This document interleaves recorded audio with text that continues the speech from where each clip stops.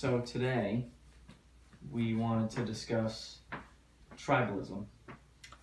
Yeah, if you're interested in that. Yeah, you said you had been listening and looking up some subjects, something on the subject of tribalism, rather. No, and my old student and good friend Roland suggested that as one of the topics, and he sees the problematic in it, and Can you describe in depth tribalism then? yeah. Well, let me engage you in this. What do you think tribalism is? When I think of tribalism, I think of a projected idealistic stance on everything outside of the social norm currently. So I think that a lot of people currently view how the way things were hundreds of years ago as being better than the way things are now. So it's an idealistic projection, completely based in hypothesis instead of reality, and probably completely disregarding a lot of the actual nature of what was occurring in a hierarchy and social structure based in tribes. That's probably all correct. I think of it in more fundamental terms. I think of a group of, I shouldn't call it a group necessarily. It used to be a group of people in the deserts of the Middle East. Those are groups.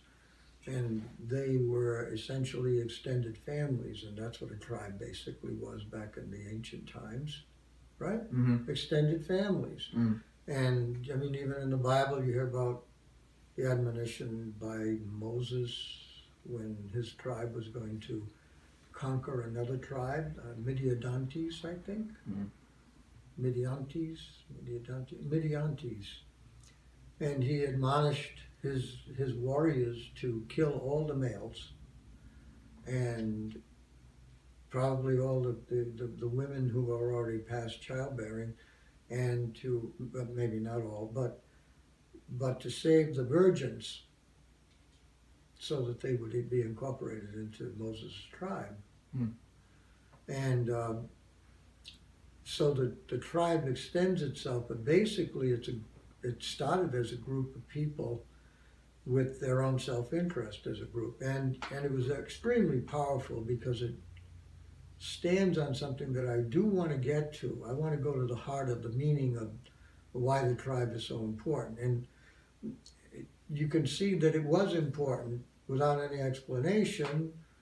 The worst thing that could happen to an offender in a tribe would not be to be executed, but to be cast into the outer darkness where there would be much weeping and wailing and gnashing of teeth.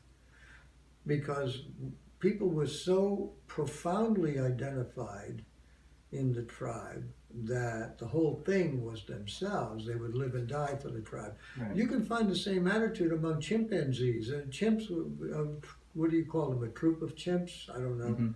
They'll be hanging out and eating and feeding in a certain place, but there'll be two chimps up in the trees, standing guard. And there was a story about when a leopard came through and they jumped on him. Got torn to pieces. Right. There's no match there, Right. but they sacrificed themselves for the tribe. And So- for lots and lots of people, it can be that primary, it can be that primitive. You live, you die for the tribe. Right. And you're going to find this, I'm going to jump all over, okay? You'll find the same attitude among soldiers who fight in the wars. They're not fighting for democracy or some ideology or communism or this or that. They're fighting for each other. Right. That's how that works. Any soldier will tell you that. I'm not revealing. It's a brotherhood. It's a brotherhood, and it's the closest, because brotherly love is the love of equals. Right. Father love, the merit love, the mother love, unconditional love. But there's such a separation. But brotherly love, you are identified with the brother. Right. So it's identity based, is what you're saying. Exactly right. So now you're back at the existential element of it. It's identity based. And so then you can go to what would be the opposite of living in a tribe. The lonely man the man living out in the desert all by himself, what would he experience? Now, sometimes he might become a mystic and later be called a saint, or he might just be a crazy man. Or maybe both, okay? I mean, you hear about people living in the desert and eating grasshoppers and surviving, just about surviving, dying young, of course, back then. Probably never made it to 30 because of inadequate diet and every other thing going against him. But he would experience a confrontation with this, what I call ontological loneliness. He would have to deal with it. Now, he could deal with it by having florid hallucinations. He could live in a world where he thinks he's talking to demons and angels and God and the devil. He could do all of that. And that would be one way. But I think most people would prefer, I shouldn't say prefer, would tend towards that. The mind, the psyche will tend towards hallucinatory entities rather than face the confrontation with the vast nothingness. And the nothingness will make your hair stand up on end. It is the most shocking and the most fearful thing. There's so many ways to speak of this in various references, and I would forget half of them. But Taylor Caldwell in Dialogues with the Devil talked about something. She said, everybody goes to hell, but hell is like heaven. It's just loaded with great stuff, good times. But after a number of years, people become so sated with just the good and the pleasant that they actually submit themselves to the torture chambers, which is quite funny. And yet it makes sense because people become so bored. And how many of us know other people who are so lonely and bored internally with the world that they have to create conflict in order to have any kind of a good time? Do you know anybody like that? So it manifests a distraction from the nothingness. There you go. And the nothingness is not just, an idea. It'll make your hair stand up on end. Because it's death. It's absolutely, it's the absence of the entire ego. It's the absence of the entire thing. It's as if we talk about the void and we talk about empty space. We can't even conceive of that. Right, There's no such thing as empty space for us, because anytime we see anything in space, that means that it's extended. We can't imagine non-consciousness. We can't imagine space that's contracted upon itself, because there is no space. That's just a word. And that is the exact opposite of the way we live. We live in this world of phenomena, meaning things that arise before consciousness all the time.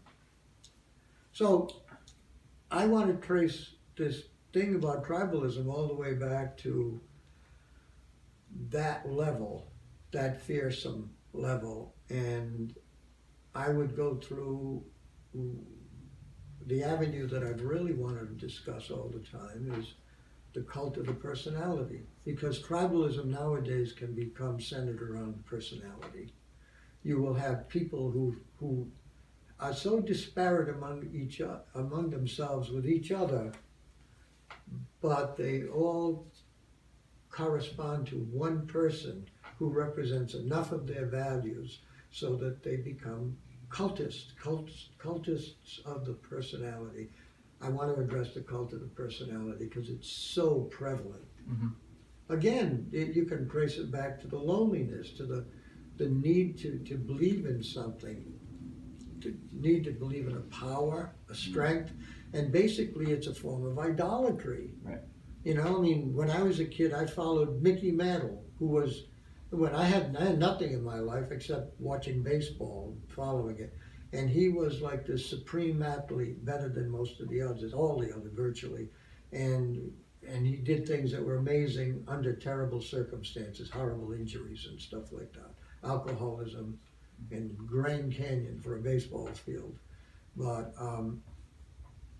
he became the idol, which means what? What was I doing? I was just looking at his power and identifying with it. Eric Fromm called that idolatry. It's we give over our own power to some other individual. That's idolatry. And that is the foundation of the cult of the personality. I didn't really get to thinking about this quite this way until one day, about, I suppose, 20 years ago. I was teaching a class at the community college. I was teaching ethics, a course that I had developed over a number of years, and it was one of my better courses. It was very colorful, and I taught all the major philosophers who taught ethics. And when I finished doing Kant and his categorical imperative, we could explain what that means. But it's such a high-minded virtue to live in the categorical imperative. It is said that in order to do so, you'd have to have wings. In other words, you'd have to be an angel. Right. So, never do anything you don't want everybody else to do all the time. That's basically it. Right. So whatever you do, try to follow that rule. Right. So after I finished him, and then I do a critique on him, I don't just let him, I told all the kids I would always present the philosophers as best I can, and then I, believe or not believe, say you don't like them, you don't even have to say why, but try to, do something with it. And then I would show them the criticisms, because in philosophy is criticism. Mm-hmm. It's argumentation. So when I finished that, I remember a kid in the back, kind of an obnoxious kid, still seeking himself. He said, was Kant really like this, or was he just a big phony? And it just stunned me. Completely missing the point of the conversation, of staying on the point of what the philosopher is proposing. Exactly right. Philosophy is a study of ideas. There's no ad hominem allowed in philosophy. Mm-hmm. So you don't attack the person that's saying it. And I explained all that. I went into it, but at first my reaction was of such silent disgust. He even apologized. So I'm sorry if I offended you. And I didn't realize after all these years. I mean, we're talking about perhaps almost 40 years of teaching at that point. I did 44 years. And at that point, it was around 40 years, and I had not ever dealt with this single problem. The cult of the personality invades everything, including the philosophy. And so I made a point after that. In every course that I taught, including criminology and other things, I addressed the cult of the personality. To just for the purpose of doing it, or for the purpose of shutting down people that are gonna bring up their minor point on the imperfections of the person making statements? Why would you bring up the cult of the personality? Well, for that reason, because you don't want to go through this and have them all misled. We don't need to create new heroes, right? But also to get them to do a closer version of philosophy. Mm-hmm. It's not, that's what people do. They get so identified. Right. And you've heard me say, I still have a burning criticism of a group of people up in Massachusetts, many of them very bright, but they follow a guy because he sounds like he's so right, and he's always had that characteristic. And, he's read a half a dozen books in his life, and he acts like he knows all philosophy. Right. And and basically I always found him to be a parrot. He will take the words of these people who are very good, very smart, and have a great deal to teach, but sometimes they'll be just flat out wrong about something, but because they have said it, it's got to be right. My example was, should I go into this? The one about Descartes? Sure. Now, if you pay attention closely to what Descartes was trying to do, you realize he was on the epistemological quest. He was trying to find proof that the external world really exists and is not something just happening within his own mind. This, you may think, if you're not doing philosophy, is a stupid thing. The external world exists. Well, you can't be so sure now. Talk to the neurophysiologists. They will tell you 85% of it is coming from you. Being projected as imperfect perceptions of reality. Yeah, like what I don't even want to say it that way. We're constructing this. Because we're constructing it on the basis of function. So this is what we see. Right. So we're having a very slice of a vision of all reality. So anyway, Descartes went through everything. He threw out all the senses, he threw out everything he ever believed, blah, blah, blah, blah, blah, and he came down to only one thing that he could be certain of. I think, therefore I am. I think, therefore I am. Cogito, ergo sum. Cogito, I think, ergo, therefore, sum, I am. And then, you know, he had gone through the whole thing about, is there an evil demon? Is God tricking me? Blah, blah, blah, blah. Is this all just a, you know, is this a dream? I've done this many times before. Is it a brain inside of a lab that projects it could all be kinds that. of holographic imagery? That's one I could read. That's one of my allegories, sure. I'd like to read that to the people. Yeah. So anyway, so what did he come to? He was stuck. I mean, I learned in my tradition when I got my master's degree that he failed. Anytime you start with the mind, you can't go beyond the mind. It's just, I know that sounds like a dogmatic statement. You find it to be true. It's true of all of them. So when you start slicing thought apart. Yeah, you're still not going to reach external reality. Right. You'll never be sure of that. And so no matter how many proofs you come up with, it's just fictional. It's your own proof to yourself. So what did Descartes do? Now he was doing this 1630, and he was doing it in Sweden, but you know, Europe was under the spell of a lovely organization called the Inquisition. And you don't want to sound like you're discarding God and truth and structure and all that. So what he did, he said, well, basically, God is true, God is not a deceiver, therefore God would not deceive me, my senses are true because God is orderly. So do you think he threw that in there to stay on the good side of it? I always said so, and I went years and years, and I never read anybody else saying it until recently. Interesting. And I read it in existential comics online, you can get that. And at the end, the guy who does all this stuff, he actually said the same thing. I think he was just trying to keep himself from being captured and tortured. Right. Maybe not. Right. He was too smart to come up with that conclusion. He knows he failed. He failed. The cogito, when I studied at Boston College, the cogito was always an implication. To say the cogito, the I am, the ego, meaning you're caught, you're stuck inside, you're a bubble inside. Wouldn't that be the I think portion? Well, the cogito is not really separate from the I think. Sure. The cogito means I think. Okay. But so you talk about the cogito, you're really talking about ego. You don't have to go through the whole thing. That's how it's referred to in the scholastic movement, the Thomists, people like that. The cogito, as soon as you say that word, it's a whole array of ideas. Philosophy is all interconnected as best you can. So it's hundreds and hundreds of ideas. As soon as you say that word, you're pressing a button, boom, they all light up. And one of the buttons is that you're caught, you're stuck.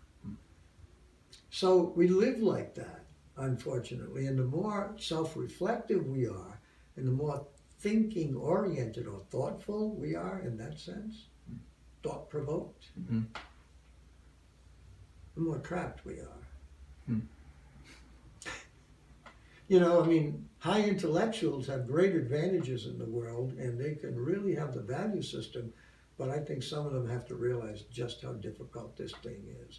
And anyway, to go back to the cult of the personality, Sure. it of course it becomes, it's part and parcel of tribalism. Right. I mean, people always have to look for somebody else because idolatry is so common to humans. So you're always proposing looking for heroes. the tribe is the hero in this case. The tribe is the answer. It becomes represented by one person, like Mein Führer. I mean, I am Germany. Right. And the people believed in him as Germany. Can you imagine that? Right. That's the authoritarian personality writ large. I've said this before. Right. The authoritarian personality writ large is the cult of the personality. Saddam Hussein surrounded by, 12, 14 guys, they all look like him. And guaranteed, as authoritarian personalities, hidden in their hearts, they would have loved to have occupied his position of power. Every authoritarian personality is both narcissism and paranoid, and a narcissist and paranoid. And there is always a desire to tear the authority down from the high altar and Mm. take his place. Mm. And as I said to one person who's adored by his work, oh, it turns him into God. I just mentioned to him one day, don't become weak in his eyes. You see what will happen. Mm. So, anyway, I mean, I like to go to the heart of the very human being when I look for answers, because if I don't understand it from there, I don't understand how it really develops. But you can see that basically tribalism comes along with the cult of the personality, and it comes along with them against us. We have this unfortunate attitude about the world as opposed to self and the not self, it's called by the people like Alan Watts. Mm. Self, and then the rest is not self. And people want to believe that there's no division, they're full of it. Do you care about the people on the other side of the earth suffering right now? I've asked some of my students. Mm. You want to pretend that you're a golden-hearted person? Mm. You don't think it doesn't ruin your day to know, to hear that 126 people just died in a bomb incident in Iraq? You go on. The kids like to say, you move on. You move on. It's easy to move on when you don't have a deep sense of connection to these things. Deep sense of identity, right? Yeah, we don't identify. Right. And sometimes we identify too much and it tears us apart. Right. I mean, imagine if you were like this little dog, if you're sensitive as this little dog all the time, you'd be very vulnerable. Mm. That's why she's so feisty. Because she's got all that energy and she's afraid, but she can't give up, so she's nutsy. So what is the opposite of tribalism? Ooh. I don't know. Where do you draw the line? I mean, some people are so much less than that when they live in their family and they do good work. They do work for the society. Mm. They're happy with each other, so to speak. I'm not talking about absolute happiness, but they're not going to be. They're not going to go commit crimes, and they're not going to cheat on each other, and they're going to. They deal with the limitations of the existence, and they're realistic and all that. But that's not absolute invulnerability to what could happen to you in the world. Mm. We talked about the Game of Thrones. I think that whole series shows people how vulnerable life can be. I mean, right. People dying constantly. There's an example of tribalism. There's many examples of tribalism. Yeah, they follow each other. I mean, look at all those people lined up to fight for somebody for the personality. I fight for this queen, you fight for that queen. Mm. And it's crazy. It goes on. It's been that way for a long time because that one person represents the whole tribe. Right. So they have to have a kind of psychological attitude that's pre-reflective. I think it's never been submitted to deep thought. Well, maybe it has, but they go along anyway because they know if they try to walk away, they'll be killed. Mm.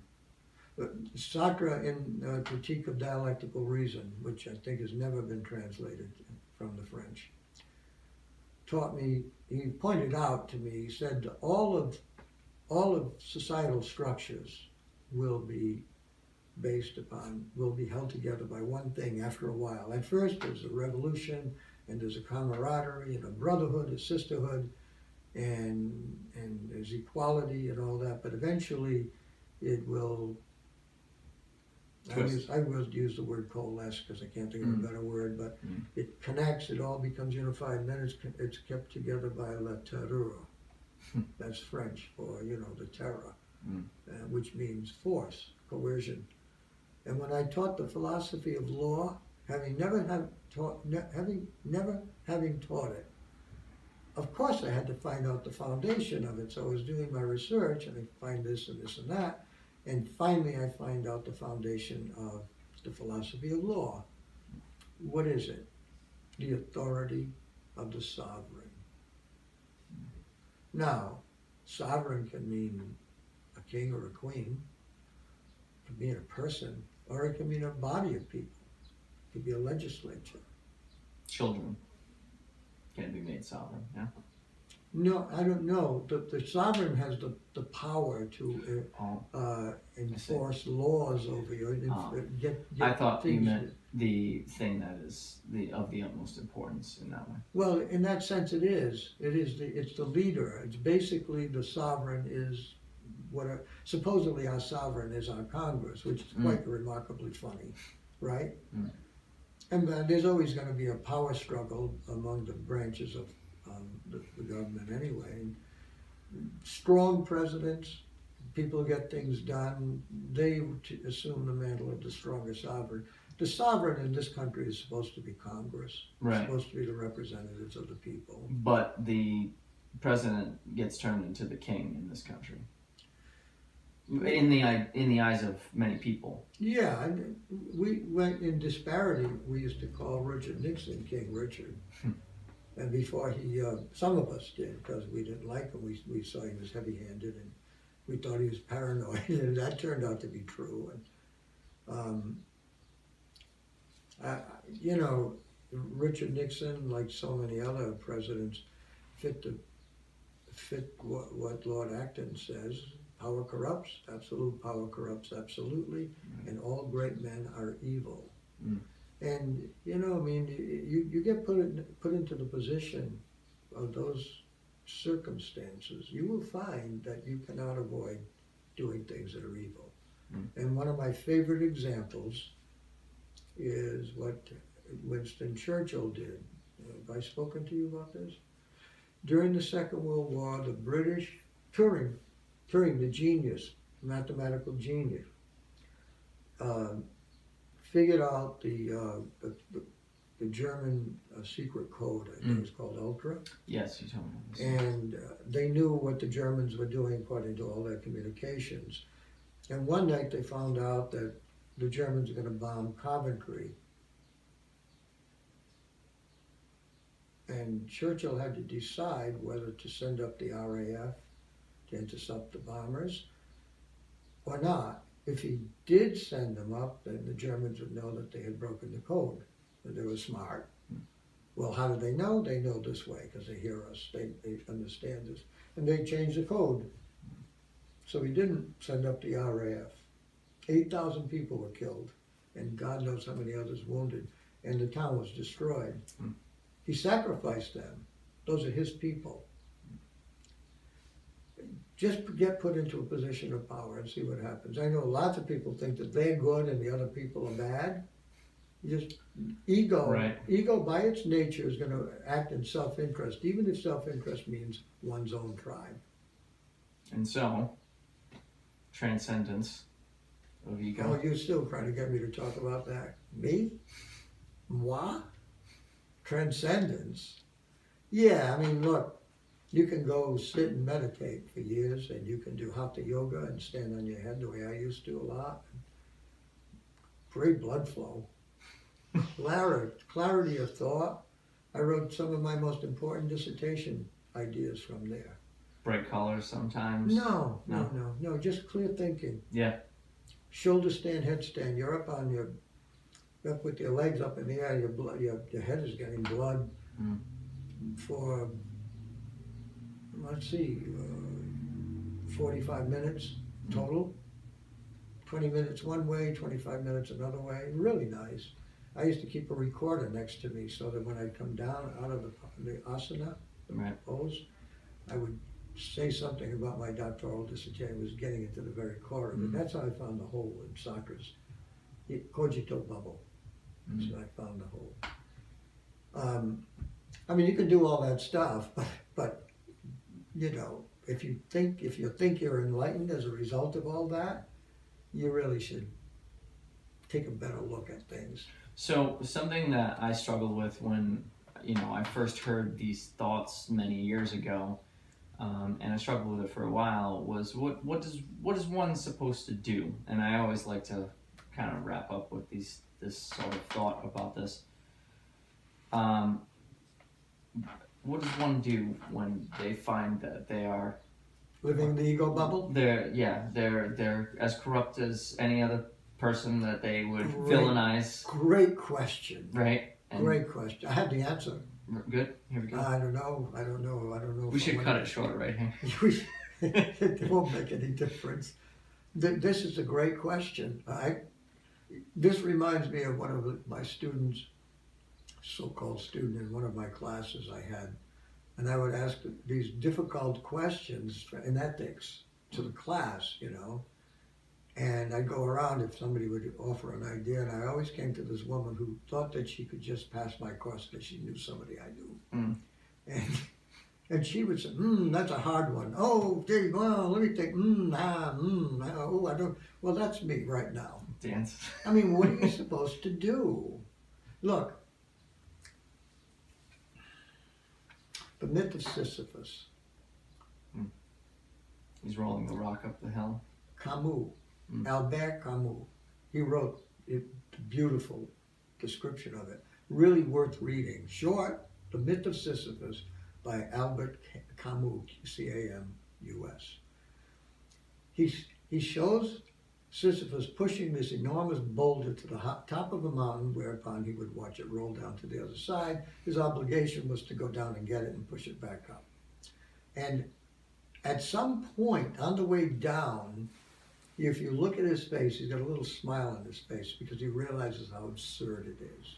There's a wisdom in that. Right. I used to kind of like identify with it because I taught 9 months of the year, and then I'd have 3 months to go down and get the rock and push it back. I mean, it really was like, when I first started teaching, I realized that what a lot of people do, you become exhausted at the end of the day, especially at the beginning. Then you get into shape for it. Yep. But for the first several months, almost everybody says the same thing. You're really beat up. And I used to describe it as like they're all standing on a big rug, and your obligation is to pull on the rug to move them. You're using that much effort all day long if you're really trying to do your job. Yep. And I used to get tired like that. I feel that. Yeah, could you feel that? 35. I feel that. 30. Oh my God, it's a gift, because you could be doing a lot worse than that. But you just hope that people forgive you for destroying their lives. So anyway, to go back to our original point, tribalism, I hope we addressed some of it, but if you ever want to understand anything about the human condition, you always have to go back to the profound, most primal sense of identity a person has. And I think when you start looking at that, and when you find separation as one of the major characteristics of identity, I am this as opposed to you, the Declaration of Independence that the child expresses when he's 2 or she is 2 years old, no, no, no to everything. That means I am not you. That's basically what it is. Right. It's nothing except, the obvious, natural, and therefore necessary growth of ego. And unfortunately, a lot of people think that free will is found in the ability to say no. In other words, they're not moved away from that spot. Wow. I have strong criticisms of that kind of thinking. But anyway, we go back to the individual, and tribalism is just an expression of ontological loneliness and the need to identify with a group that's stronger than one's own vulnerable sense of self. You can do a lot with it. I would love to hear comments. Somebody has been trying to do comments but can't find a way. Really? If you can do we'll something. Solve that. You can, We'll solve that. I'll one of my look into that right now. Yeah. Leave us some questions and comments and check in and let us know how this went.